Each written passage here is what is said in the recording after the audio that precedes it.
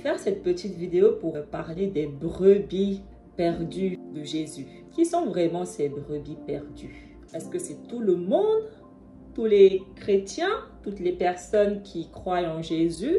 Ou est-ce que c'est un groupe de personnes très spécifiques? Que nous dit la Bible sur les brebis perdues?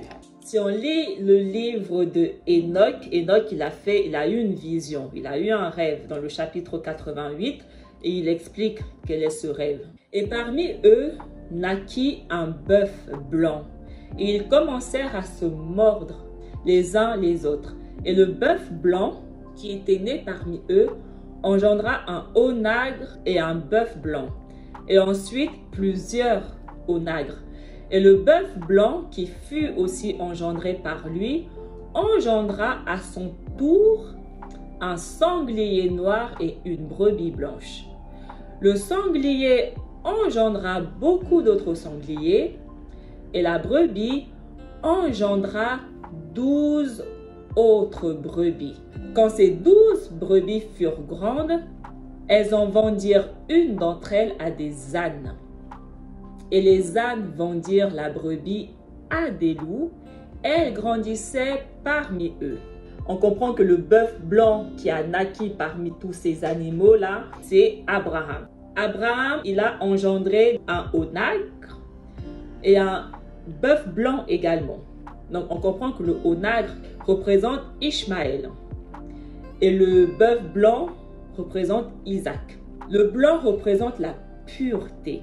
Après avoir engendré le bœuf blanc, il a de nouveau engendré plusieurs onagres. Le bœuf blanc, donc, qui a été engendré par Abraham, il a à son tour engendré un sanglier noir et une brebis blanche. Isaac a engendré Esau et Jacob. La brebis blanche, donc Jacob, a engendré 12 autres brebis. Et ces 12 brebis, quand elles ont grandi, elles ont vendu une d'entre elles à des ânes. Les 12 tribus ont vendu Joseph à des ânes. Et ces ânes ont vendu la brebis à des loups. Et cette brebis, elle a grandi parmi les loups. La Bible nous dit que les brebis, ce sont les 12 enfants de Jacob. Jean 10, verset 14. Je connais mes brebis et elles me connaissent. Les brebis, les enfants d'Israël. C'est eux les brebis de Jésus. Le portier lui ouvre et les brebis entendent sa voix. Il appelle par leur nom les brebis qui lui appartiennent et il les conduit dehors. Comme un berger, il paîtra son troupeau. Il prendra les agneaux dans ses bras et les portera dans son sein. Il conduira les brebis qui allaitent. J'ai encore d'autres brebis qui ne sont pas de cette bergerie. Celles-là, il faut que je les amène. Elles entendront ma voix et il y aura un seul troupeau, un seul berger. La bergerie représente le temple de Dieu, Jérusalem. Et Jésus dit qu'il y a des brebis qui ne sont pas dans la bergerie, qui ne sont pas à Jérusalem, mais qui sont dispersées.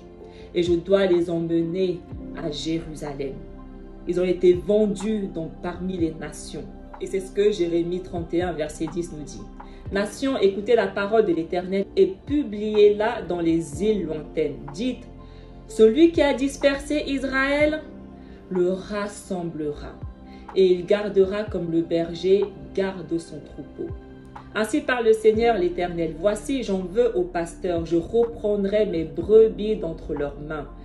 Je ne les laisserai plus paître mes brebis, et ils ne se paîtront plus eux-mêmes.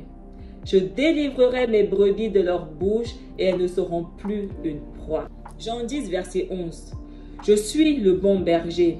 Le bon berger donne sa vie pour ses brebis. Acte 20, verset 28. Prenez donc garde à vous-même et à tout le troupeau sur lequel le Saint-Esprit vous a établi évêque, pour paître l'église du Seigneur qui s'est acquis par son propre sang.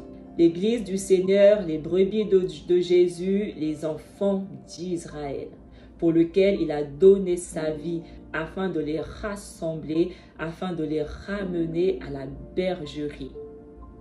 de les racheter de là où ils ont été dispersés. Voilà qui sont les brebis perdues des enfants d'Israël pour lesquels Jésus est venu. Les enfants de Jacob. En fait, je voulais souligner un petit truc dans cette vidéo aussi. C'est que les gens, ils croient que c'est que dans l'alliance de Jésus que les païens sont inclus. Ce n'est pas la vérité. Dans l'alliance de Moïse, les païens étaient déjà inclus. Dieu n'interdisait pas les païens de croire en lui. Et Dieu leur disait que pour les étrangers qui vivent dans votre maison, ils doivent également se circoncire comme vous et respecter mes lois comme vous. Donc ce n'est pas que dans l'alliance de Jésus que les païens sont inclus. Les païens sont inclus depuis l'alliance de Moïse. Le Dieu qui donne la paix a ressuscité notre Seigneur Jésus, qui est devenu le grand berger des brebis, en scellant de son sang une alliance éternelle. Que ce Dieu vous rende capable de faire le bien sous toutes ses formes, pour que vous accomplissiez sa volonté qu'il réalise lui-même en nous par Jésus-Christ. Ce qui lui est agréable, à lui soit la gloire pour l'éternité. Amen. Matthieu 25, toutes les nations seront assemblées devant lui. Il séparera les uns d'avec les autres, comme le berger sépare les brebis d'avec les boucs. Et il mettra les brebis à sa droite et les boucs à sa gauche.